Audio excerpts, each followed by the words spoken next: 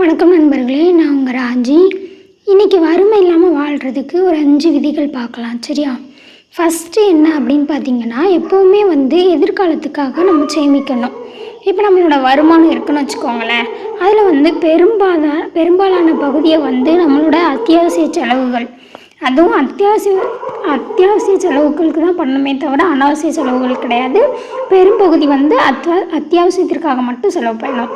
குறிப்பிட்ட பகுதி எதிர்காலத்துக்காக நம்ம சேமிக்கணும்னு சொல்லிட்டு எப்போவுமே வருமானத்தில் பெரும்பகுதியை அத்தியாவசிய செலவுகளுக்காகவும் அதில் ஒரு குறிப்பிட்ட பகுதியை எதிர்காலத்துக்காகவும் சேமிக்கிறதுக்கு 2 பகுதியாக பிரித்து நம்ம எடுத்து வச்சிடணும். அடுத்து 2வது விதி என்னன்னு பார்த்தீங்கன்னா, எப்போவுமே கடன் வாங்கக்கூடாது. கடன் வாங்குறத தவிர்க்கணும். முடியாத கண்டிப்பாக வாங்கியே ஆகணும், அத்தியாவசியம், அப்படி எமர்ஜென்சி சுச்சுவேஷன் அப்படின்னா கூட அதை எப்படி நம்ம திருப்பி கொடுக்க போகிறோம் அப்படின்னு ஒரு பிளான் போட்டுட்டு தான் அதை வாங்கணும். முடிஞ்ச வரைக்கும் நம்ம கடன் வாங்காமல் வாழ்கிறதுக்கு தான் முயற்சி பண்ணணும். அதை வாங்கணும். அது வாங்குறதுக்கு முன்னாடியே அதை எப்படி நம்ம எந்த வழியில் அதை திருப்பி கொடுக்க போகிறோம் அப்படின்றத அதுக்கான திட்டத்தை நம்ம போட்டுட்டு தான் என்ன பண்ணணும், கடனே வாங்கணும்.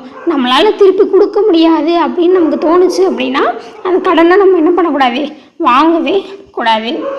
அடுத்து 3வது விதி என்னன்னு பார்த்தீங்கன்னா, செலவில் எப்போவுமே கட்டுப்பாடு இருக்கணும். இப்போ நம்மளோட வருமானம் என்னவோ அதை பட்ஜெட் போட்டு தான், அதோட அடிப்படையில் தான் ஒவ்வொரு விஷயத்தையும் பார்த்து செலவு பண்ணணும். என்ன போல் வருமானம் ஒரு பக்கம் வருது, அது ஏதோ ஒரு வழியில் நம்ம செலவு பண்ணுறோம் அப்படின்னு சொல்லிட்டு நம்ம விருப்பத்துக்கு ஏற்ற மாதிரி நம்ம செலவு பண்ணக்கூடாது.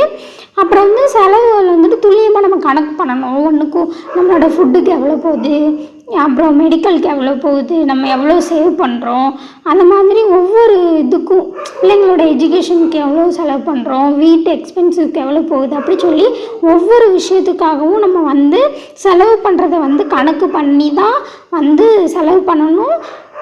நம்ம இஷ்டத்துக்கு என்ன போல் என்ன பண்ணக்கூடாது, செலவு பண்ணக்கூடாது. அப்புறம் 4வது ரூல் என்னென்னு பார்த்தீங்கன்னா, புத்திசாலித்தனமாக நம்ம என்ன பண்ணணும், முதலீடு செய்யணும். புத்திசாலித்தனமாக முதலீடு பண்ணணும் அப்படின்னா ஒரு சரியான ஒரு இதில் நம்ம முதலீடு பண்ணோன்னா தான் என்ன பண்ணணும், நம்மளோட நிதி பெருகும். அதே மாதிரி ஒரே இடத்துல மட்டுமே நம்ம என்ன பண்ணக்கூடாது, நம்மளோட இன்வெஸ்ட்மெண்ட் வச்சுக்கக்கூடாது. ஏன்னா இப்போ அதில் நிதியில் இப்போ வருது அப்படின்னு நமக்கு மொத்தமாக நம்மளோட பணம் போயிடும். அதனால என்ன பண்ணணும்னா, பல இடத்துல தான் முதலீடு பண்ணணும். அது நம்மளோட பணம் எல்லாம் பண இழப்பு அது தவிர்த்துடும்.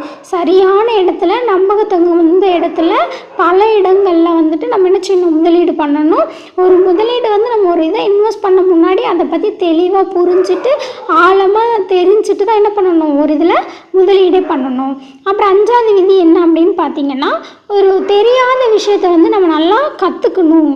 இப்போ ஒரு நிதியை நம்மக்கிட்ட இருக்க அமௌண்ட்டுனா என்ன செய்யணும்னா, புத்திசாலித்தனமாக நம்ம அந்த அமௌண்ட், ஒரு நிதி பற்றி நம்ம ஒரு முடிவெடுக்க முன்னாடி நம்ம இன்டெலிஜென்ஸாக தான் நம்ம அதோட முடிவெடுக்கணும். நமக்கு தெரியாத விஷயத்தை ஃபஸ்ட்டு தெரிஞ்சுக்கணும். என்ன அப்படின்னு பார்த்தோன்னா, இப்போ இன்வெஸ்ட்மெண்ட் தான் என்ன, அதை எப்படி மேனேஜ் பண்ண போகிறோம், அதோட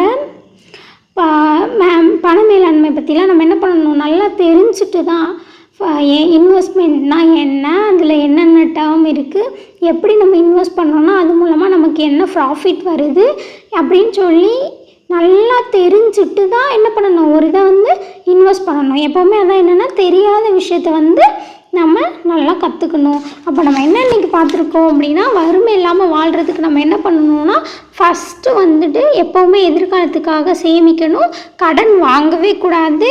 3வது என்னென்னா, செலவில் கட்டுப்பாடு வச்சுக்கணும். 4த்து என்னென்னா, புத்திசாலித்தனமாக நம்ம முதலீடு செய்யணும்.